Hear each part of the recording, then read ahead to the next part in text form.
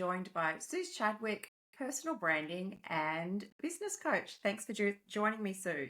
You're welcome. Good to be here. Now, I listened to your podcast yesterday about the 4 types of content you need to be doing, and I thought it was brilliant. So I think my audience would love it. I think it would really help them. So thank you so much for joining me because we're going to speak about that today. Yeah, you're welcome. I feel like the type of content that we're going to talk about today, I don't think it's talked about a lot. Like, I feel like there's, education and entertainment, and like there's kind of the standard 4 that roll around without a lot of examples. So these are ones that have made me buy. Yeah. And they're things that keep me coming back again and again to creators. So these to me are ones that do what you need your content to do. Before we dive into that, can you give the audience just a brief overview about who you are and where they can find you on socials? Yeah, for sure. So I'm Suz Chadwick, S-U-Z Chadwick, all one word, everywhere. So YouTube, TikTok, Instagram, Facebook, if anybody's still on Facebook, but that's where I am everywhere. And I am a personal brand and business coach. I'm also a certified mindset coach as well. And so I've had my business for just over 10 years now, which is crazy. And I mainly work with women in business, in service-based businesses who are really trying to grow their brand and build their confidence. So I'm a strategy girl, but as I kind of say, I am the woo and the do. So I love a bit of strategy, but I don't think strategy can work well if your head is not in the game. And so I love working with clients on mindset and confidence and visibility and owning like their own worth and, expertise and authority, because I work with a lot of women who are absolute guns at what they do. But there's definitely a block when they want to get online to having the confidence to show up, even though they're incredible. So I'm very passionate about that. Mm-hmm. And I think these 4 strategies that are they 4 strategies? Well, these 4 points that you talk about, I think they really help to break down that or give you a reason to show up online. Do you think? Yeah, I think that a lot of times, and I was just speaking with a group of clients about this morning, actually, a lot of times we create content and we just put it out there and it's a little bit of a tick the box. But these, I feel, really connect with your audience. I think they build your authority. I think it gives a real insight into you and who you authentically are, what you think, what you believe. And I actually think that's the stuff that people really want. So for me, yeah, there's strategies, they're content strategies, but I think that they're less of adding to the noise online and more of adding value for the clients that really want to find you and work with you. Okay, well, let's get into them. Yeah, awesome. So the first one is authority content. Yeah. And so that is really, when I think about authority content, it's somebody who's online showing me what they're capable of. Mm-hmm. In a nutshell. So it could be things of how you do what you do. It could be the process that you go through. It could be the strategy that you use. And so if I'm thinking about makeup artists and some makeup artists that I've bought from online, where I've booked them for my personal brand agency, etc., they've shown me the befores and afters. I've seen them in their Instagram stories where they're taking me along on the shoot with them. So when I see them working in certain environments, to me, I'm like, oh, well, they must be good because I'm watching where they are and what they're doing. So that to me is building authority. Also, them explaining things or talking about, the way in which they're doing shoots or the clients that they're working with, those sorts of things also builds their authority because I'm like, oh, well, they know what they're talking about. Mm-hmm. Yeah, like they're not just doing something random. They're actually working with really great clients and they're producing great results. So the befores, the afters, etc. So authority content, the question you need to ask yourself is, what am I sharing that positions me as a person who knows what they're doing, has credibility, is working with good clients, those sorts of things. And I think that when I think sometimes about makeup artists that I've worked with in the past, they're like, I'm just so busy.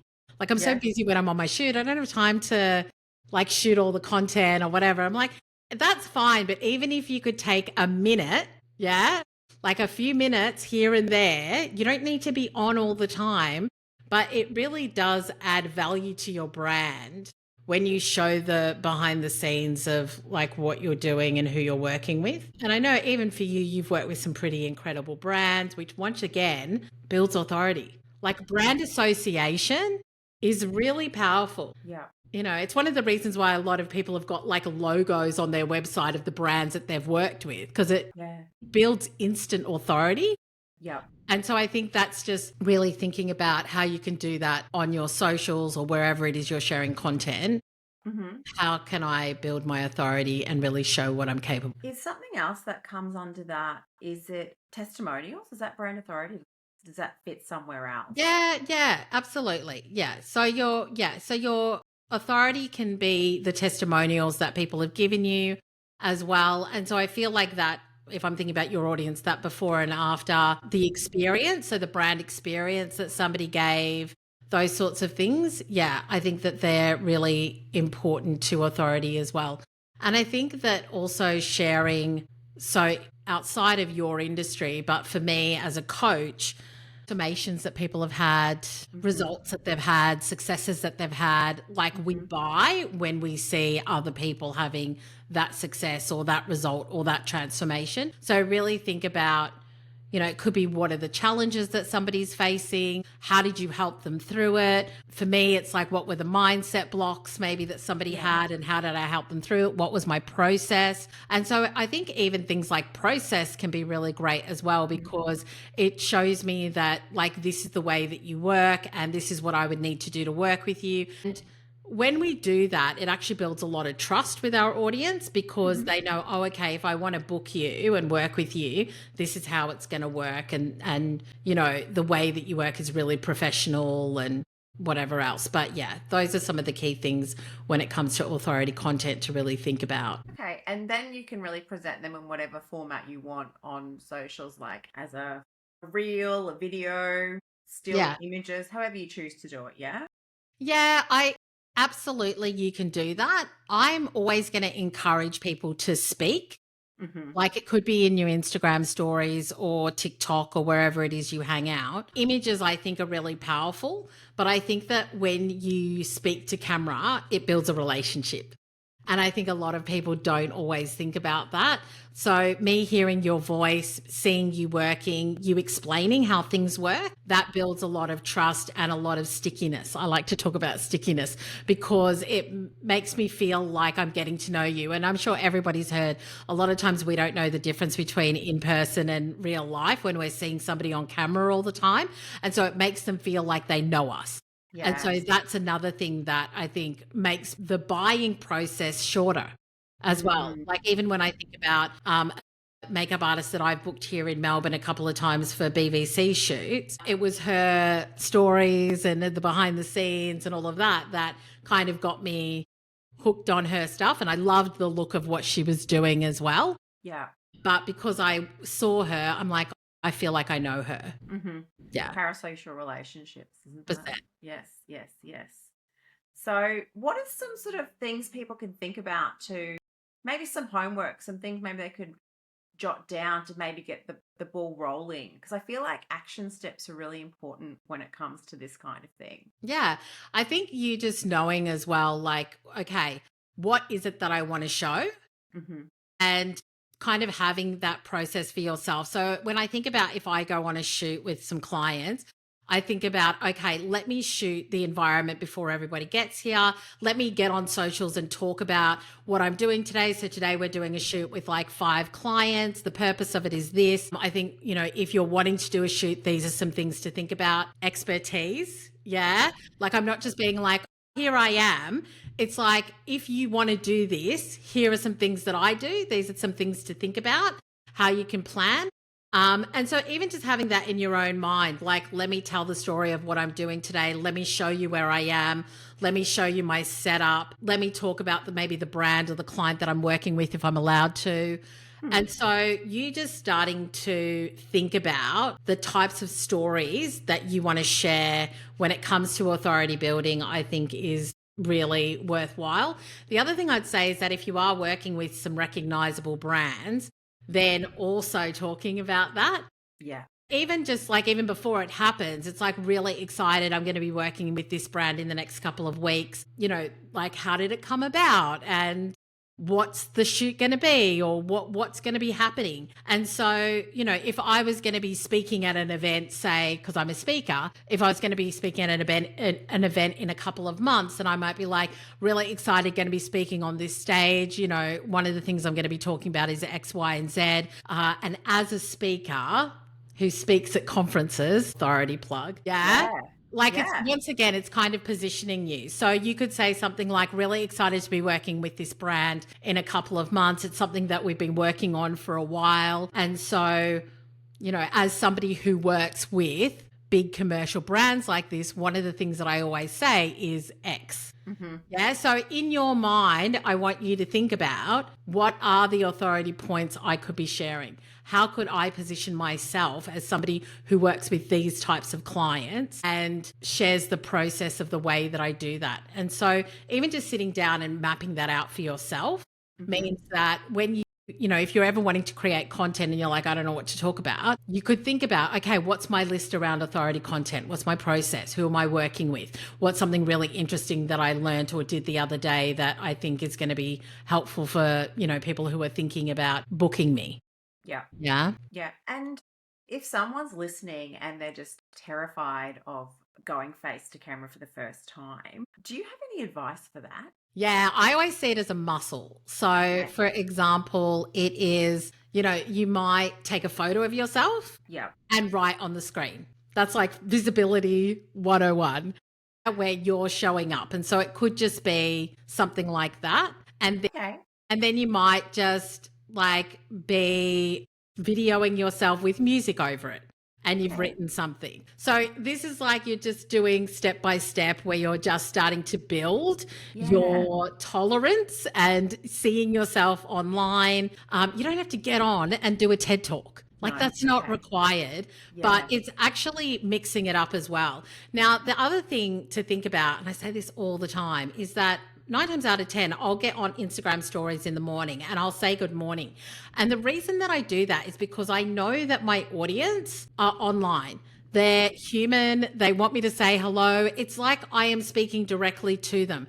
And so I think if you want to build a relationship with your audience, I think just getting on and being human, you don't have to be groundbreaking or share anything that is like going to change the world. You could just say hi. You could let them know what you're up to today. So, for example, Vanessa, you could get on and say, happy Monday. Great to see, I hope you guys had a great weekend. I've got a podcast interview happening with Suz Chadwick this morning. And then I've got, a number of workshops, or I'm working with a number of brands this week. And just it's as if we're having a coffee.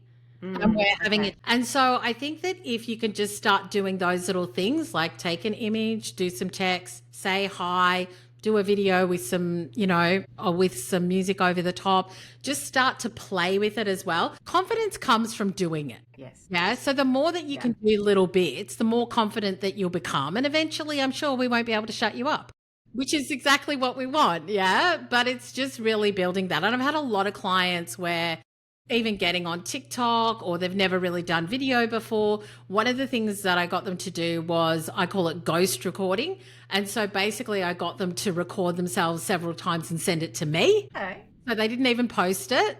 I'm like, just send it to me, or just record it for yourself. But just get like for 5 days, record yourself. You don't have to post it if you don't want. And just share something, show me something, tell me something. And so that was also kind of building the muscle as well, where it's just like, okay, like there's lots of things that you can do before you put it out there, if you like, just to start to get yourself used to it. Practice. Yeah. And what do you say to people who say no one's interested in what I have to say? We've got like a whole mindset rewrite and shift that needs to happen as well. So basically, I want you to think about this. I think this is a really good one. You have to think about the people that you love to watch online, that you buy from, that you consume on a regular basis. I think that sometimes, and yes, there are the people that have the glamorous lifestyles and they're traveling and all the rest of it. But a lot of the people that we follow, they're just like, just doing their thing, like, Living their life. they're just living their life. Yeah.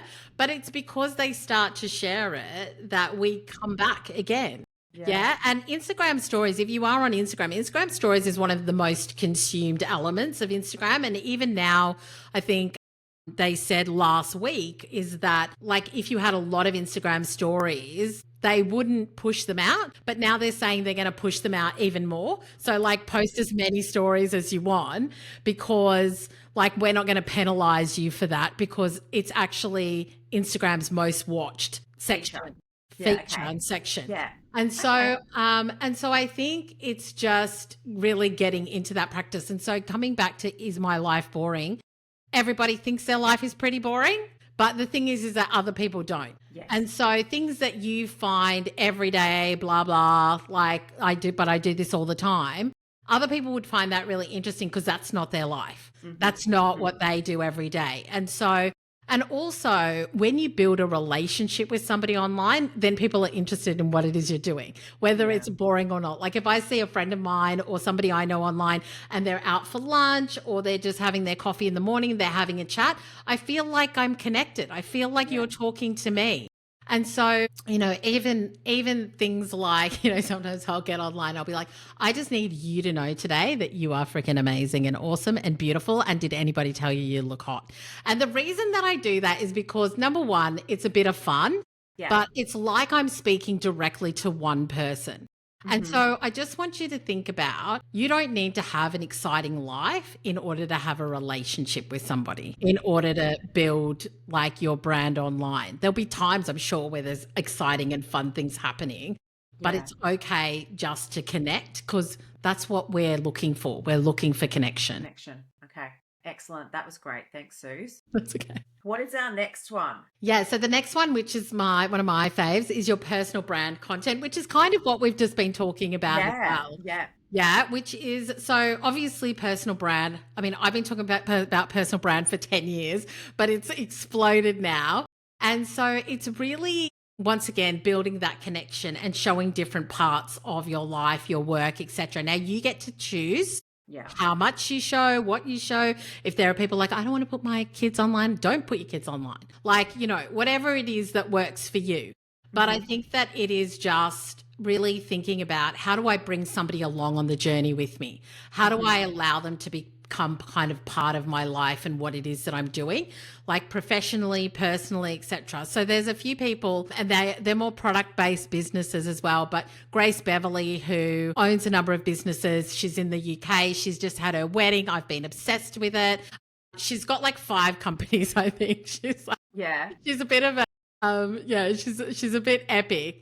And so there's lots of different things that she's kind of got going on, but sometimes she's just sitting there with a coffee and her dog and she's just chatting. But I'm kind of there for the business. I'm there for the wedding. I'm there for the apparel. I'm there for like whatever it is that she's doing, I'm kind of there for. And I just think that once again, it's kind of coming back to nobody's going to be interested. But I think that the more that we share about what we believe, what we think, what we do, where we are, those sorts of things, as much as you want to, that does build stickiness. And I think that we buy from people where we're like, I feel like I know you, because know builds trust, remember?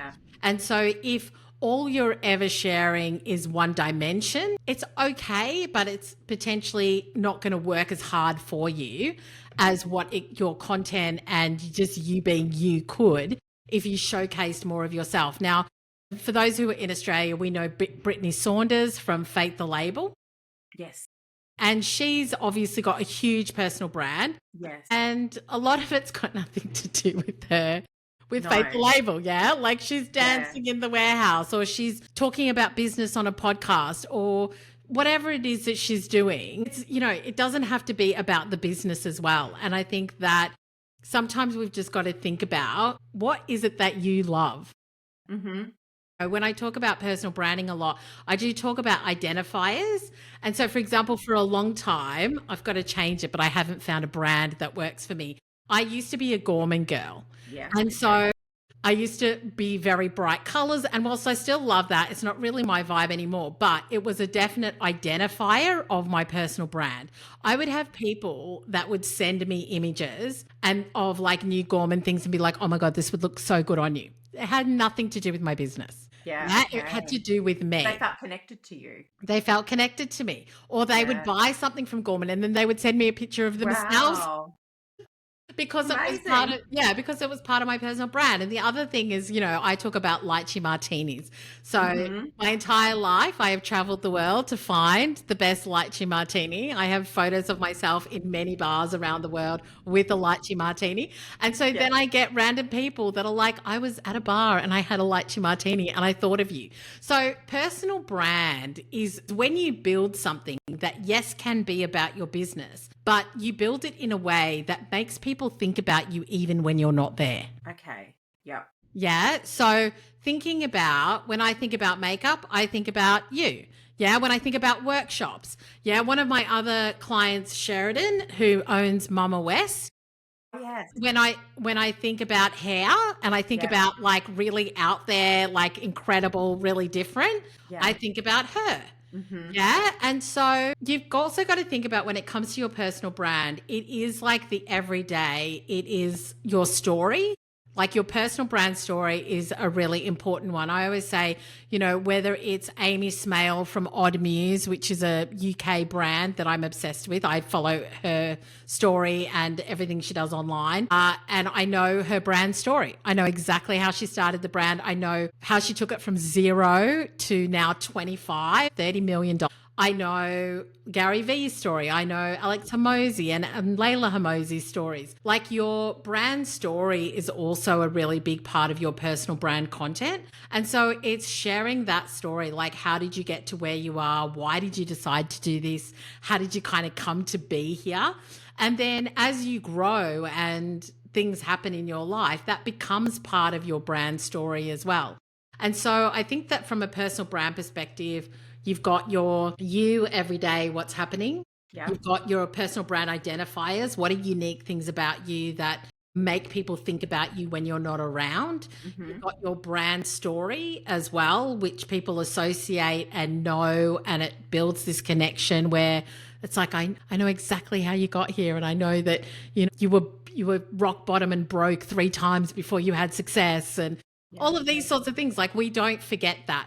And so just really think about what are the challenges that you're facing? What are the wins that you're celebrating? What are you thinking and feeling at the moment? What's happening with your business?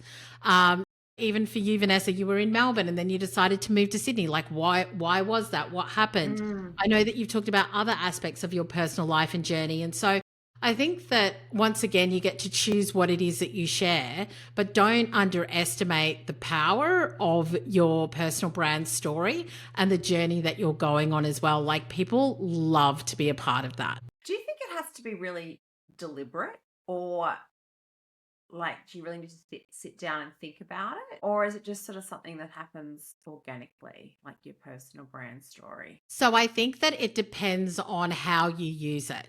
So, for example, I think that it's worth sitting down and thinking about it, like how you want to communicate it as well. And so for me, because I work with a lot of people who are speakers and podcasters and things like that, building out your brand story, like a long version and a quick version, and really thinking about what were some of the key points in your story, like what were the moments of the pivotal moments, the deciding moments, the things that happened where you were like the sparks where it's like, oh my gosh, and then I knew. Mm. Like, I think that is worth, like, if you're going to tell your story, I think it's worth having a story that where you've thought it through. Yeah, okay. It's like if I was to just tell you my story, we could be here forever. Yes. Yeah. And so I Yeah. think that one of the things I say to clients when they are working through their personal brand story is to actually think about, what were you like as a kid? What Okay. were the moments in your life that kind of led you? Did you always know that you were going to do this, or was it a surprise to you? Mm-hmm. Was there somebody in particular that was pivotal in your life? Like I always talk about my year 10 debate teacher, Mrs. David, who was like an absolute powerhouse. She was like 4 foot nothing. She used to wear a little red sari and she was like fierce. And Yeah. she was incredible. And she really helped me to become a better speaker. She helped me to find my voice. She helped me to really value like my thinking and what it Yeah. was that I was saying. And she helped me to learn how to be really persuasive because obviously we were a debate team. So there's certain people in my life, and you might have the same, where there were people that really helped you to get to where you are today. Yeah. That could be part of that story as well. Mm-hmm. And so I think everybody's different, but Mm. I think that those are some things to think about if you really want to craft your story Mm-hmm. and tell it in a succinct and powerful way. Yeah. I struggle to talk about myself and my story. And I actually just really struggle to talk about myself. I'm very good at getting information out of other people. You know what I think it is? I actually just think people aren't interested. Really think I do. I think that is deep down what it is. And yeah, maybe there's something deeper there. Yeah. But I do think I have an interesting story at the Yeah. same time. Do you know what Yeah. I mean? And I Yeah. love hearing other people's stories. Yes.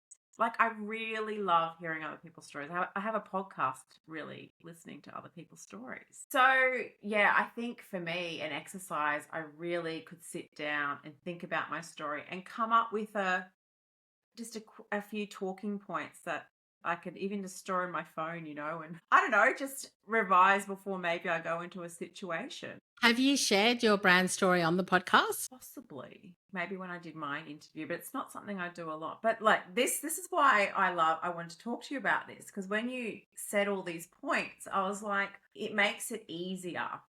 Do you know what I mean? It makes it easier to have these little points to go to if you are going to get online and have a little chat, things to talk about. They're just Yeah. little talking points. Yeah. Because And I think, really, 60 seconds is all you need to give, right? yeah, but like I To said, start with. you Yeah. could do 60 seconds, 60 minutes. Like it's, Yes. it's totally, and I think that's you kind of got it in a nutshell, or you could talk on a podcast. Like, it's like if somebody had you on and they were like, so Vanessa, how did you get here? Like, Yeah. you know what it is that you want to say and the pivotal moments that happened in your career that has led you to where you are today.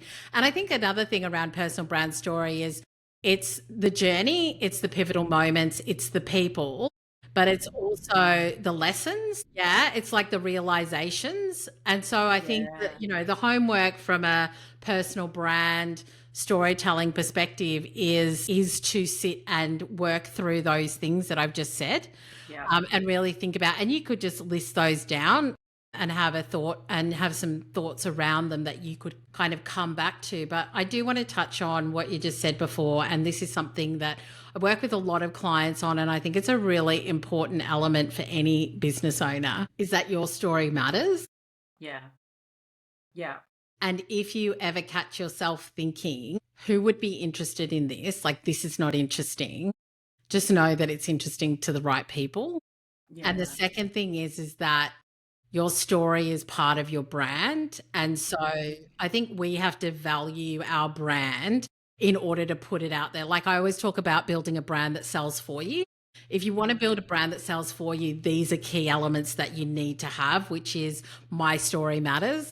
Like this is a journey that I've been on that has gotten me to where I am. And especially if you work with like other makeup artists, or if you're teaching somebody how to do something, then your story does matter, because they want to know how you got to where you are. They want to know what you did and what you thought and the successes and the failures, because we learn from that. I remember that when I was first starting my business like 10 years ago, I used to listen to a podcast called, now I'm going to completely go blank, but it's like How I Did It or something like that. Yeah. And it was by Guy Raz. I'll find it and you can link it. But How I Built This, that's what it's called. How I Built This. And I remember 10 years ago, it was all I would listen to. And it was like really big, well-known. It was like Airbnb and like how they started and what happened. And how they built it, that was just what it was called, and lots of other businesses. But I just found it so interesting because the businesses that we look at that are so successful today, the way that they started was scrappy and bad and failed so many times. And that to me was actually really comforting. Yeah. It was really comforting because we look at these businesses and we're like, oh my gosh, like they're so successful. Yeah. You know, the Airbnb boys, there was a big conference that was happening in their town and all the hotels were booked out. And they had this idea that they would just create air beds, which is why it was called Airbnb. Yeah. And they would put it in a spare room and they would get people to give them money to stay on those air mattresses. And so that was like how they started. Yeah. Yeah, wow. And so, yeah, and they maxed out credit cards and they got into a lot of trouble and all the rest of it. And now, you know, obviously they are what they are.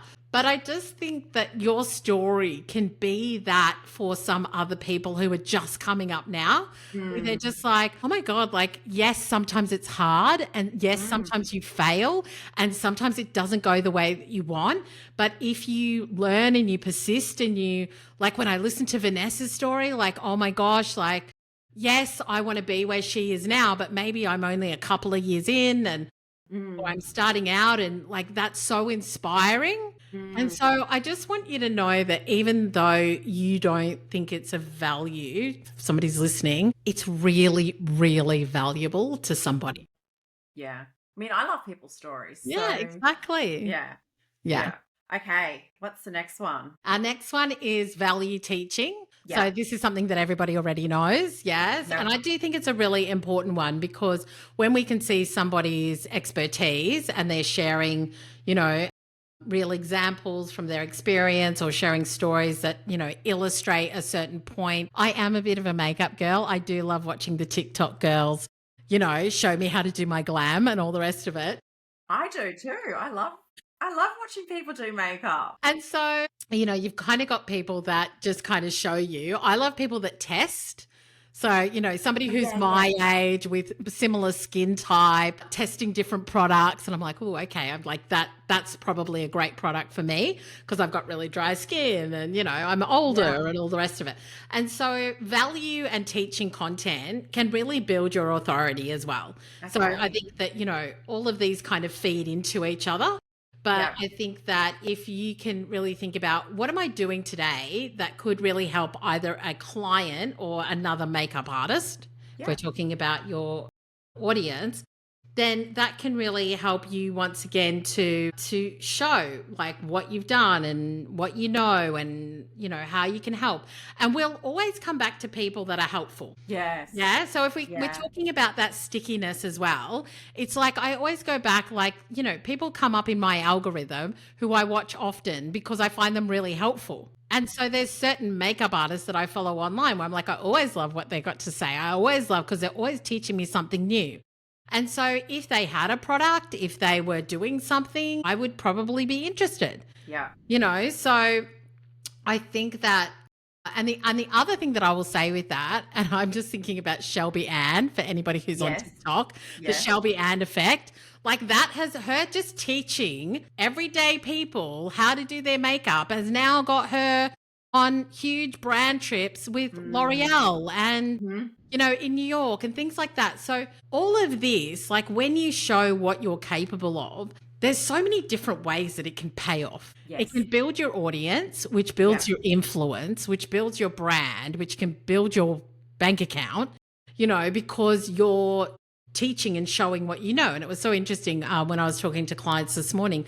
One of my clients was like, I never know how much to share. Like, is it too much?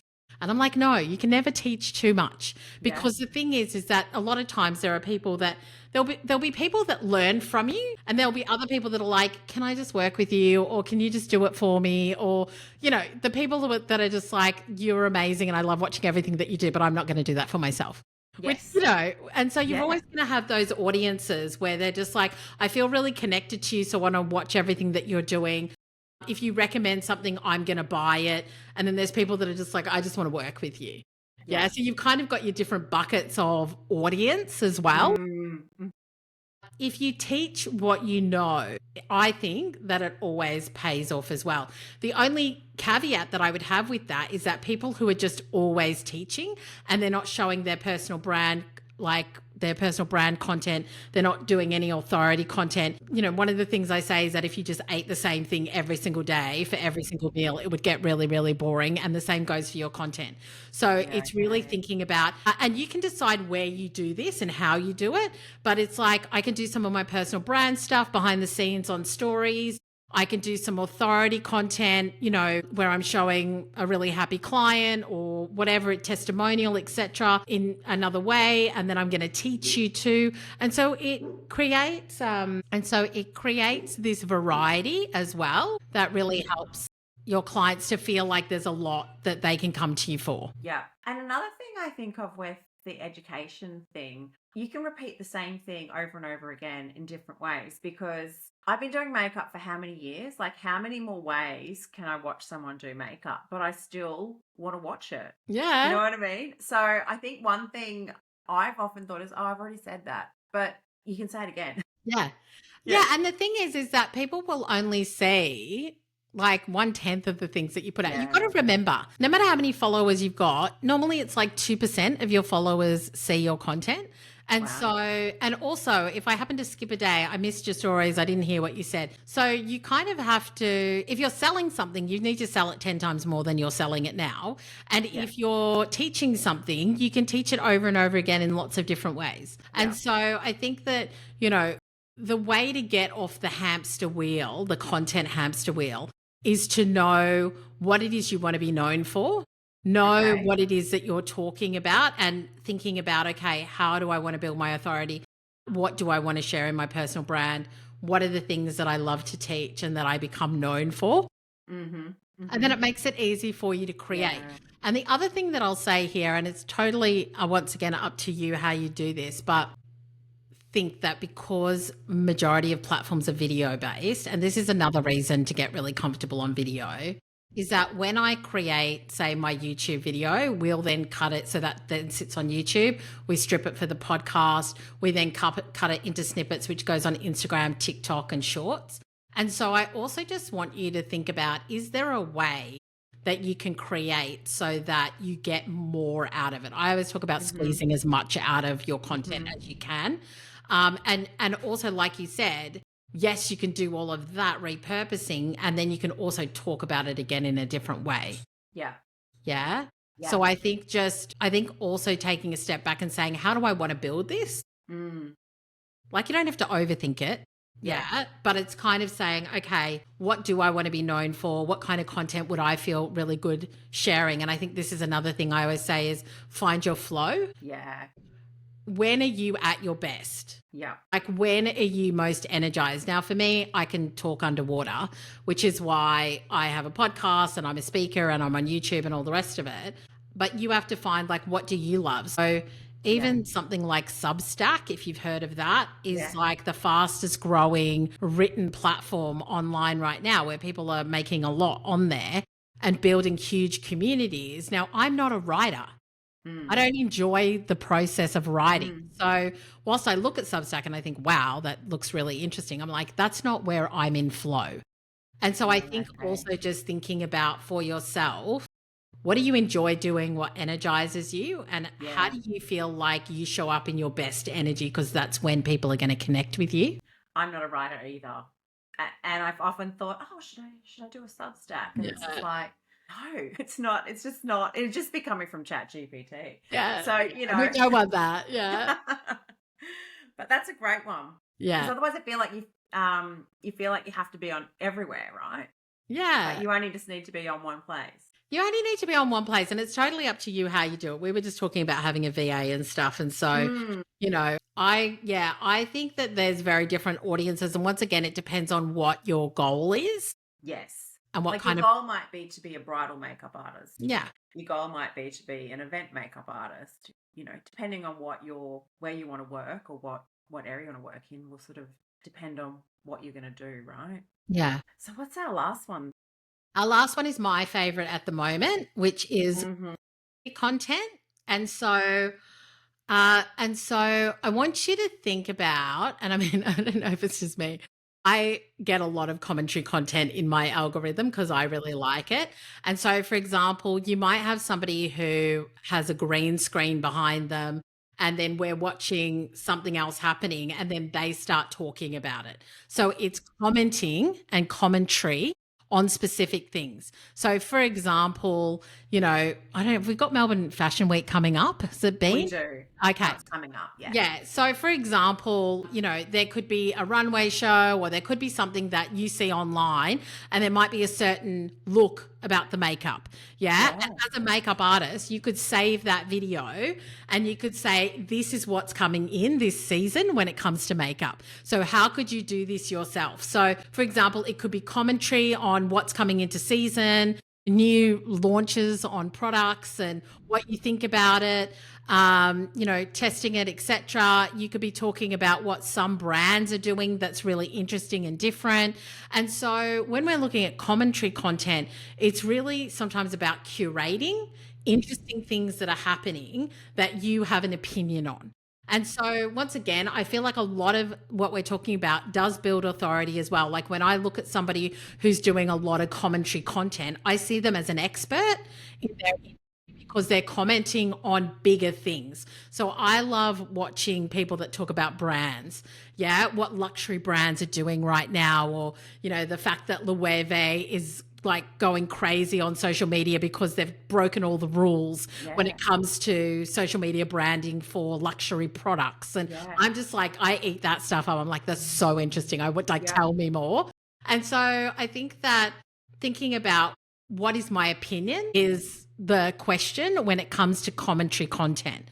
What do I find interesting? What do I find different? What do I think my audience will be really interested in as well that I could comment on and share some thoughts, ideas, etc. And I think anything that's kind of now seasonal, etc., I think people find really interesting too. I think that works really well. When it comes to this commentary content, do you think, see, I would only ever want to comment on things that I see in a positive light. Do you think that's important, or can you give a controversial opinion there? I think it depends on who you are, Vanessa. Okay, so that's your personal brand, yeah?